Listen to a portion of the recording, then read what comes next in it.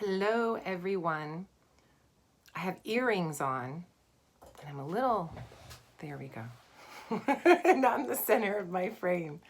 I hope everyone is doing well. I have a whiskey, and with a lot of ice because otherwise bad things happen.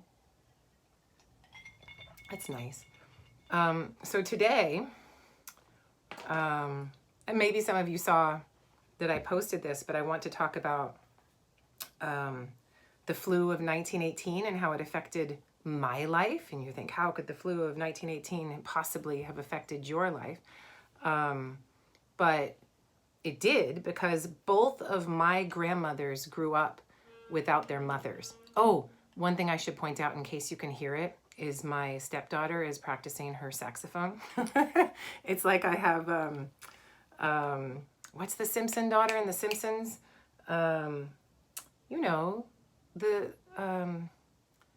does anyone, the Simpson daughter, what's her name? The Simpsons,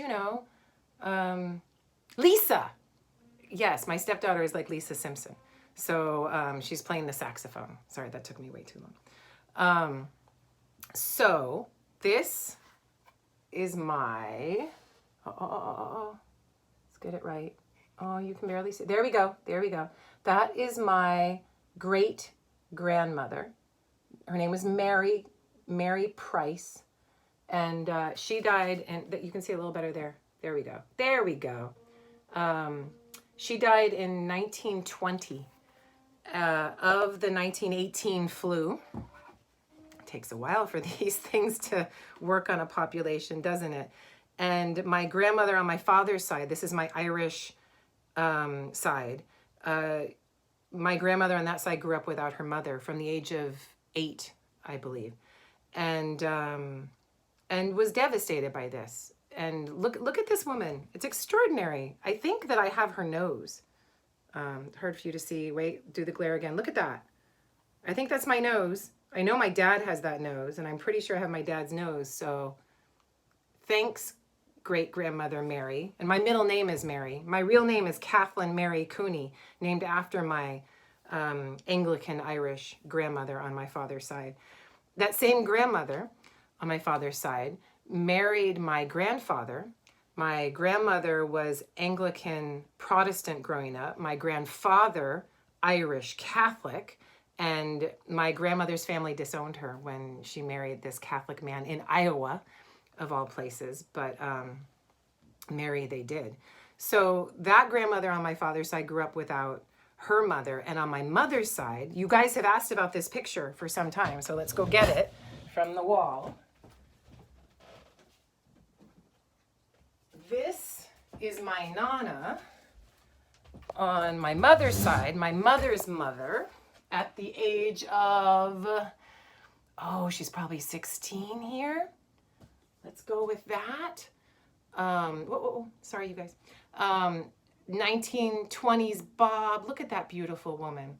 Well, she lost her mother also in the 1918 flu pandemic, but in 1919 when she was only 9. And she was left to care for her younger brothers and sisters, 3 of them. She was in a family of 4, and she had to do all the cooking, all the cleaning, everything, and she had no mother from the age of 9. So that's both of my grandmothers having lost their mothers, one in 1919, one in 1920.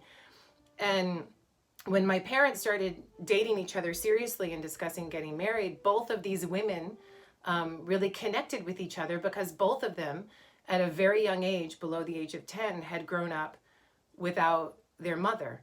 And I remember my Nana, I was very close to my Nana. She rented a house in Texas because she's Chicago Italian American.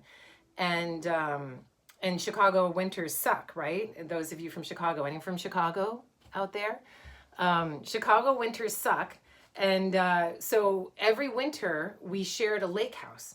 And every weekend we would go to the lake house in Conroe, Texas, and I would hang out with my Nana. So my Nana, in a sense, grew up with me, lived with us in Texas. And the stories that she told me about coming home from school one day and her mother was laid out dead on the dining room table, and there was black crepe everywhere in the house. And from that moment on, she had to be, there was very little time for mourning. She had to be the caretaker of the 3 younger children. She talked about death a lot, my Nana, and talked about how it influenced her life, the sight of a coffin, the sight of somebody laying out as if they're dead, even dining room tables. I mean, things changed for her at this moment. And so much of her life was formed by this anxiety created through this death. She did not want to be placed in the ground. She would always talk about, with a very wry sense of Italian American humor, that we were going to put her on the shelf when she died. When she died, she was going to go on the shelf, not in the ground, on the shelf. This is why I always say the Facebook or the Instagram, because my Nana would put a V in front of everything and put me on the shelf. And on the shelf they put her because she has a mausoleum in Chicago and with other family members, and there she is on the shelf next to her husband. And that's an extraordinary thing. So we'll put Nana down and we'll put her back on the wall. She'll be there next time. But both of my grandmothers having lost their own mothers at such a young age, and for me to grow up so close to those women and to see how formative it was for them, makes you realize that epidemics, pandemics, have a long reach, and they take their time in spreading through a population. And we've been dealing with this since it spread from China in 2019. Now it's 2020, and we find ourselves in May, and it's been 6 months that we've really been dealing with this pandemic around the world, and places are opening back up and discussing what they can do, and some places may have herd immunity and other places don't, but this is going to be a long slog for all of us, and it will affect people, I think, more than they realize. And in the midst of the storm, if you're in the eye of the hurricane, you don't see what the effects will be as it's happening. This is something that needs to take its time to develop, and that in 5 years, 10 years, we'll be able to look back and see what it was that happened. During the Bronze Age collapse, nobody was like, oh my God, this Bronze Age collapse really sucks, doesn't it? No one called it the Bronze Age. No one knew that it was really a collapse, or to term it that. We call it these things towards the end of the process, and then look back and are able to see it that way after. But the other thing that I've been thinking about with these grandmothers of mine and their situations, that we think about this and we're like, well, that was 1918 or 1919 or 1920. They didn't have access to the things that we have now. They didn't have access to modern medicine. And it reveals the modern exceptionalism that we have in first world countries, whatever those are. My country is revealing itself every day to not be as first world as we thought it was, but it is revealing that exceptionalism for the fallacy that it is every day, because you don't have, we think that we have antibiotics. Well, this is a virus that's not really going to help in the way that we thought, or that we can check the genetic code of this virus so we'll be able to solve it. Nope, it's not solving it the way that we thought. For the historian or the anthropologist in me, it makes me realize that I am my grandmother's, I am my great-grandmother's, I am my great-great-great-great-grandmother, that the anxieties and the fragility of humanity through time is my fragility too. And we all share that fragility together. We're the same human species now that we were in 1918, that we were in 1018, that we were in 1018 BCE. So this is something that I'm constantly harping on when people talk about the ancient world and they say, no, they were so different from us. We can't associate the past and the present. We can't conflate the two. The two have nothing to do with one another. It is a modern exceptionalism, and I think it is a fallacy. I think it's a mistake to separate ourselves out from the ancient peoples and to think that we're different or better, and to think that we're somehow more able to overcome these things. Anyway, this brings me to life expectancy in the ancient world. And you can hardly see it in the ancient world. Do any of you like to visit graveyards? And I'm looking at my screen for those of you that are making comments. I can't see them at all right now. I'll look at them after the fact, but something happened with my Facebook Live, and I don't know what's going on. So we have some issues. I can't see any of your comments. I can only see that some people are watching. But if you go to graveyards and you like to visit them like I do, you'll notice there are a lot of 1918 pandemic gravestones where you see mother, father, and child put together with the same amount of deaths in the same amount of time. So you have, the mother died and then you have two infants, or the mother and two children, and they're all there on the same gravestone. And you see a family tragedy having taken place at that time. This is not something that we can see in the ancient Egyptian record. We can't get any access to that.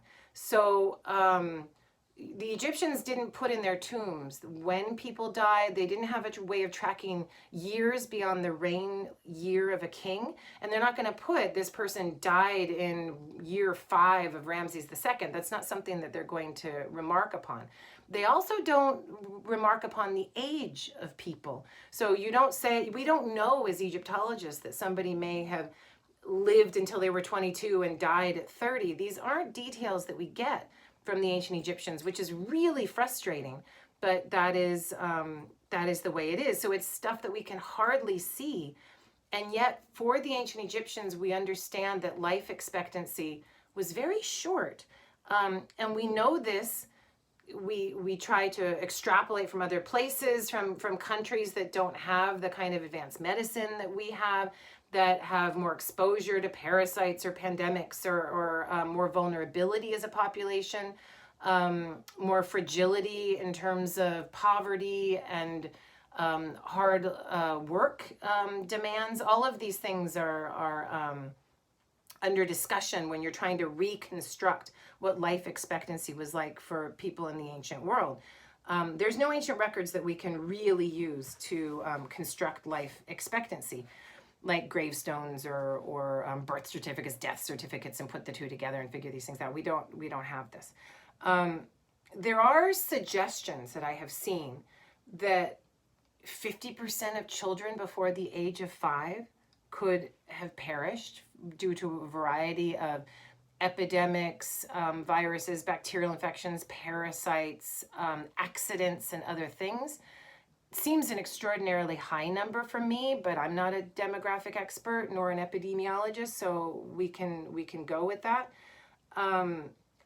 Letters to the dead are a way of understanding not when people died or how they died, but they're a way for us to understand how the Egyptians, after the death of a person, reached out to the dead and had these very heartfelt human discussions with the dead. And one of my favorite letters to the dead is 21st Dynasty, which would be around 1000 BCE. And it's a husband writing to his deceased wife.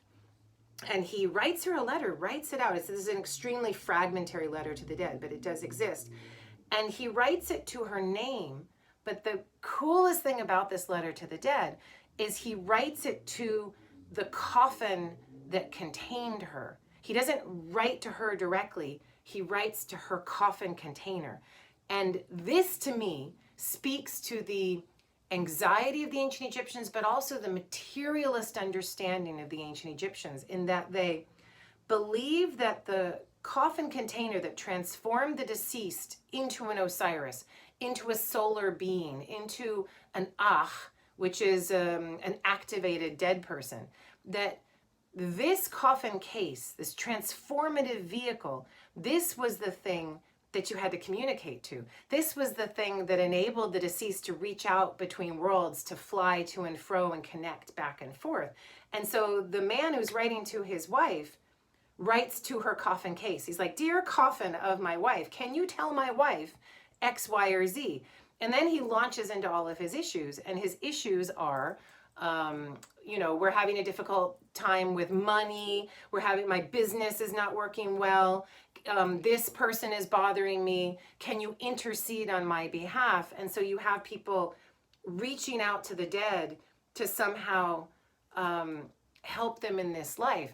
And it reminds me of, again, my grandmothers, because both of my grandmothers, as I was a child, still had this connection with their mothers, in which they would speak to them in their minds, connect with them, treat them as an as the Egyptian would say, one of the effective dead, somebody who's gone to the other side and can thus intercede on their behalf. And they would have conversations with these women, with their mothers, whose faces they probably only remembered as pictures by a certain point. But I don't know. I have a pretty good facial memory, but how you can remember what your mother looks like if your mother leaves you at the age of 7, 8, or 9, I can only imagine that you forget the real facial features of your mother, and that loss of that facial memory is something that brings anxiety to you as well. So I'll leave it with this final point. If we are the same humans, and if we are just as vulnerable to the epidemics, well, not just as vulnerable, right? We're not losing millions of people. We're losing hundreds of thousands of people. Though worldwide it will be millions, but it won't be tens of millions or hundreds of millions. But if we are just as vulnerable, then how would you live your life if you knew you were going to die around 30 or 35 or 40? It would be intensely different than the way we live our lives now, where we know we're going to die, or we think we're going to die at 60, 70, 80, or 90. It's a completely different way of approaching life. And we have no understanding of what that way of approaching life is. And here, though I talk about modern exceptionalism, and we're just the same DNA, and we're the same human beings that the ancient people were, this, I think, is the biggest differentiating factor between people in the modern world and people in the ancient world, or the pre-modern world, the 1918 world, the 1018 world.